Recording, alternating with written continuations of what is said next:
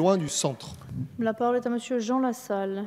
Oui, pour Madame 2 la minutes. Présidente, quelle fierté en effet que de voir nos pompiers pour les Sainte-Barbe qui vont commencer maintenant, de les voir professionnels, de les voir bénévoles et de voir finalement ce que la République a réussi à faire, c'est-à-dire donner la possibilité à tout un chacun un jour de revêtir un uniforme de notre pays, alors que tant d'autres lui sont fermés parce que c'est trop difficile d'y accéder.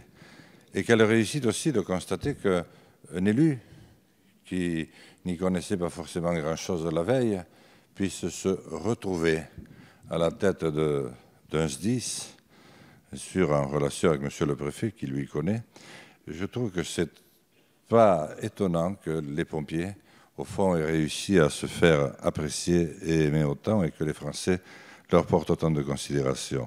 Ceci étant, je ne peux m'empêcher, mais pas pour être désagréable, parce que je ne le suis pas, surtout en cette période jusqu'au mois de mai prochain, je voudrais dire attention, parce que j'ai participé aux 2 manifestations qui n'étaient pas encadrées par des syndicats, vous savez, des policiers, mais il y avait aussi des sapeurs-pompiers dont le statut est militaire et qui étaient là. Et ce qu'ils disaient donnait un peu le frisson. C'est d'ailleurs un peu ce qu'ils disent parfois chez nous aussi. Ils ont peur pour leur avenir. Et pourtant, ils ont fait un travail de formation qui est extraordinaire, exceptionnel. C'est peut-être le corps qui s'est le plus formé.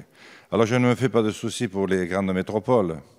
Je ne me fais pas de soucis pour le Grand Paris. Il y aura toujours des pompiers.